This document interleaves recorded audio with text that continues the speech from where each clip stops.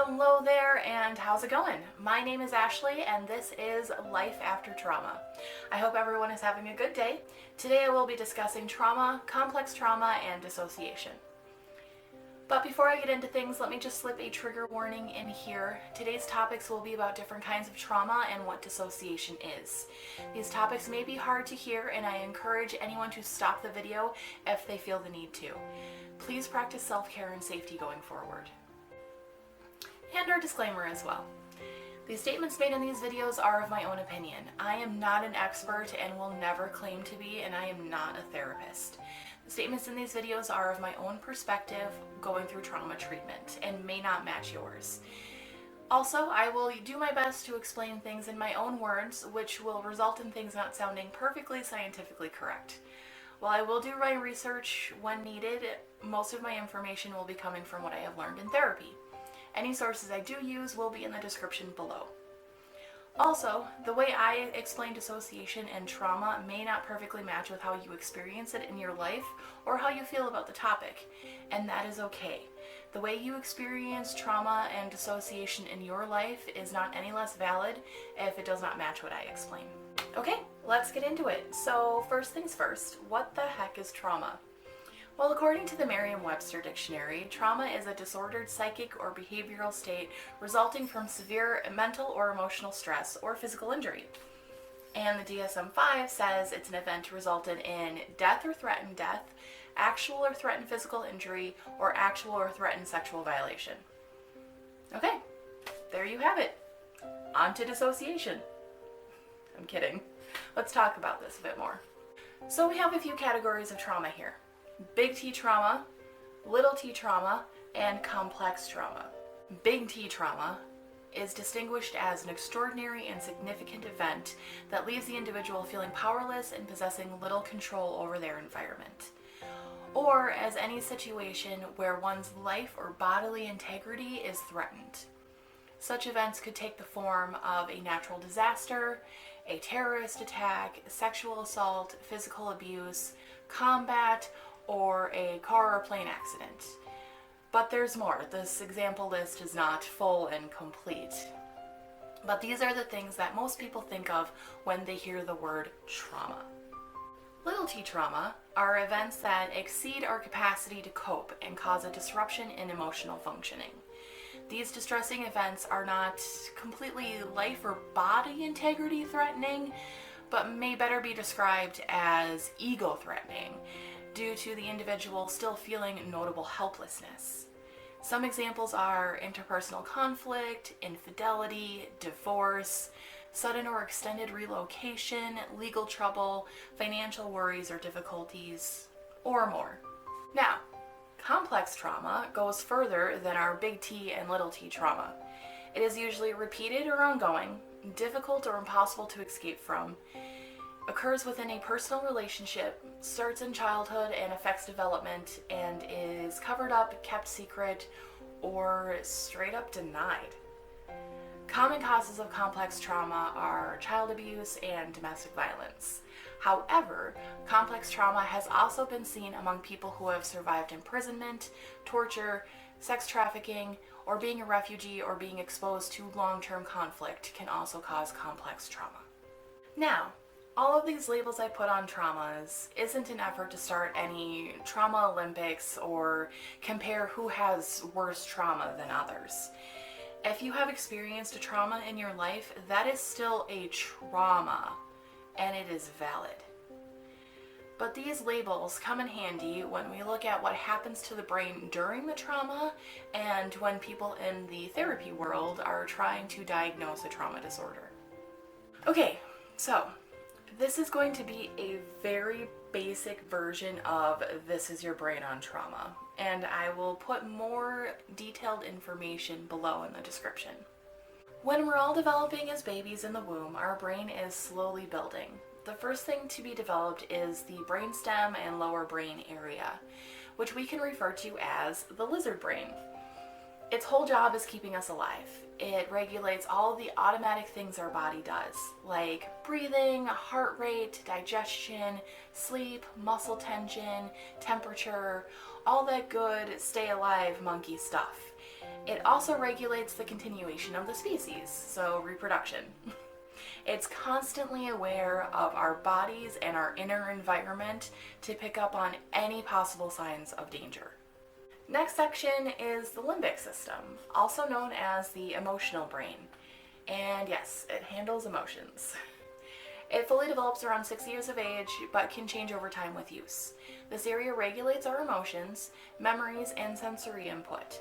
This is also where the amygdala lives, this little chunk of brain most people know as the fight or flight center. And while the amygdala does scan for danger, it also tags emotions to memories as they get stored in the brain. So if something happy happens to you, that feeling of happiness is then associated with that memory.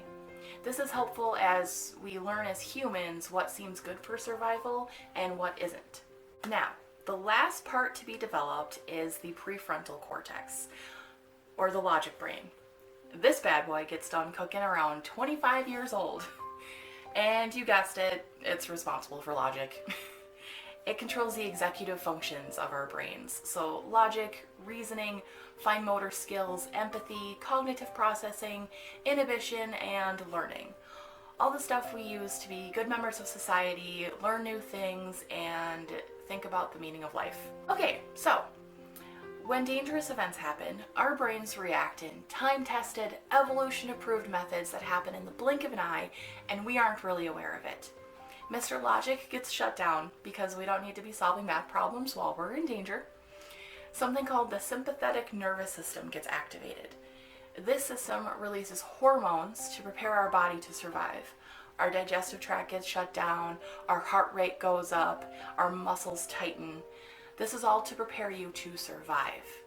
This is also where the amygdala comes in, because it sends signals of danger and communicates to the body on what actions it needs to take. So normally, you survive the danger and the parasympathetic nervous system comes back on, and it starts the rest and digest process. Those stress hormones are gone, your digestive system is back to working, and your body relaxes, and Mr. Logic is back. Also, your brain takes all the information it gathered from that event and stores it for later use in learning.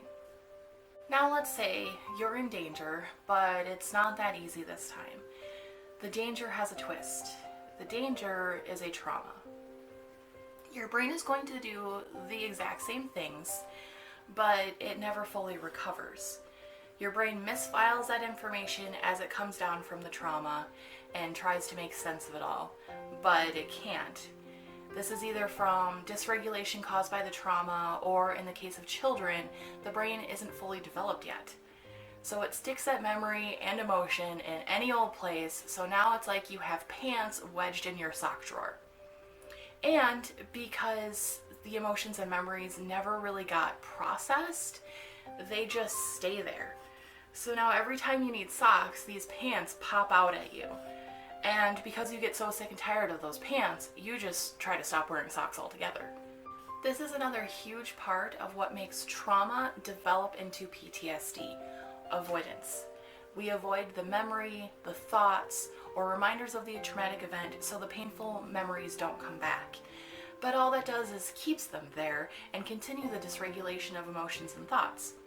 Because now your brain is so freaked out about surviving that any little thing can be picked up as a threat and start the danger response all over again. All this continued activation of the trauma response actually changes how our brains work. They're fond of learning through repetition.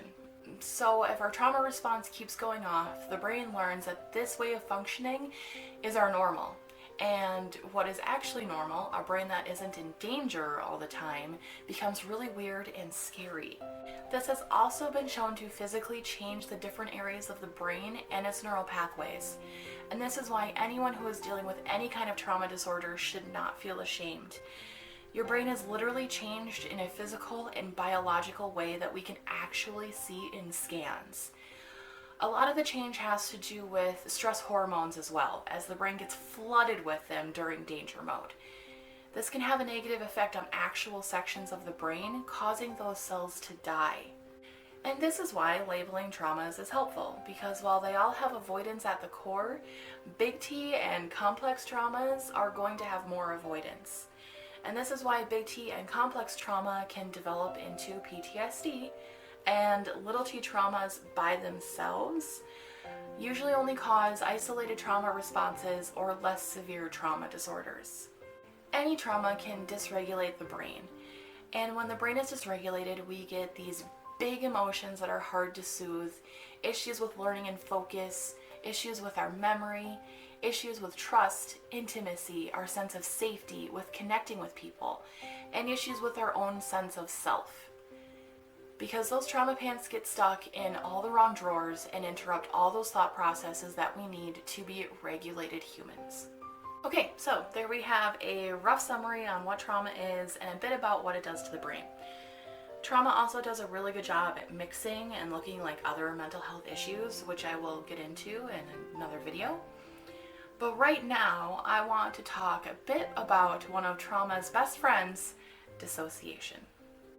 The DSM-5 defines dissociation as a disruption, interruption, and/or discontinuity of the normal subjective integration of behavior, memory, identity, consciousness, emotion, perception, body representation, and motor control. In simpler terms, dissociation is a word that is used to describe a disconnection or lack of connection between things that are usually associated with each other. So, I'm going to use an example that I think has been used about 1 million times by now, Howie hypnosis. Now imagine you driving in your car down the highway and it's boring. It's really boring. So you go into autopilot mode, and before you realize it, you're almost to your exit. But last you could remember, your exit was 45 minutes away. Well, you're either a time traveler or you just experienced dissociation. It's basically when your active conscious mind disconnects from reality and the rest of your mind. And it's got some different ways of doing it too, which include depersonalization, derealization, amnesia, identity confusion, and identity alteration. Depersonalization is when you feel disconnected from your body. You may feel like you're floating above it, or you may not recognize yourself in the mirror, or you may not feel sensations from your body. Having an out-of-body experience can describe this as well. I personally remember it as I or my body do not feel real. Derealization is a sense of the world not being real. You may say the world looks phony or foggy or far away, or that it's being seen through a veil. Some people also describe as seeing the world as if they're detached or if they're watching a movie. Amnesia refers to the inability to recall important personal information that is so extreme it cannot be from ordinary forgetfulness. Most amnesias typical of dissociative disorders are not the classic fugue variety, where people travel long distances, suddenly become alert, disoriented as to where they are or how they got there. Rather, amnesias are often of important events that are forgotten, such as abuse, a troubling incident, or a block of time from minutes to years. More typically, there are microamnesias, where the discussion that is engaged in is not remembered or the content of the conversation is forgotten from one moment to the next. Some people report that these kinds of experiences often leave them scrambling to figure out what was talked about, while trying not to let the person that they're talking to realize that they have no idea what was just said. Identity confusion is a sense of confusion about who a person is. An example of identity confusion is if you feel a thrill of doing something reckless, like speeding, and then other times you couldn't imagine in 1,000,000 years going a single digit over 45, and the thought of it makes you sick. Identity alteration is a sense of being markedly different from another part of yourself. You might shift into an alternate sense of self or personality and be confused as to where you are and what is going on around you. This can also affect the sense of time, where someone may feel or behave as if they are themselves at the age of 5 and think whatever happened at that time is actively happening now. So if we go back to our trauma brain, we can see how dissociation can be a pretty helpful survival skill. If we are stuck in a situation where we cannot escape or we feel like we can't escape, our minds can do the escaping for us. If you look at the 4 F's that make up a trauma response, fight, flight, freeze, and faint, dissociation is in the freeze category. Now, freezing might not seem like a good survival tool, but let's go back down the evolutionary ladder and look at some examples of freeze responses in animals. So let's take a gazelle, out on the savannah doing what it does. Now let's get a lion in the mix. So the gazelle's brain is going to do pretty similar things that our brains do, and it will most likely choose the flight response to try and not get eaten. But that failed and it's been caught. Or the lion was too close to have a good chance at an escape. Our poor gazelle friend will go into what is known as tonic immobility, and it will freeze. Now this is helpful if the gazelle still has a chance to survive, because sometimes prey drive in lions can increase as their prey moves, or the lion's vision may not pick up on the frozen gazelle. Something else also happens during this freeze response in our gazelle. Pain is reduced. This is helpful if for some reason the gazelle is suddenly able to run away, because this usually is a sudden and explosive movement that may hurt joints or muscles. But it is also a mercy, because when that gazelle is caught, it will pass painlessly, unaware of what is going on. Now this is due to adrenaline and other hormones running through the gazelle's body, but I also kind of see it as a form of dissociation, because the conscious part of the gazelle's mind is detached from the danger and the pain it's about to be in. And I know, it's weird to think of a gazelle as having such a complex and human response to danger, but these responses have made their way up the ladder to us humans, and it's our big brains that have added more complicated functions. Now, I'm not saying the gazelle is going to go on to develop PTSD or a dissociative disorder, but it's helpful to me at least to think that my brain is just doing what has worked for thousands of years for other animals. So these trauma responses and dissociation can be super helpful to help us survive not only the danger, but also get back up and keep functioning as a human and preserve our will to live after something so terrible has happened. Until these responses become disordered and impact how we manage our lives and our overall quality of life. For our dissociative disorders, we can think of them as a spectrum. So on one end, we have our non-disordered dissociation. This is dissociation that happens randomly in life and something that most adults will experience at least once in their lifetime.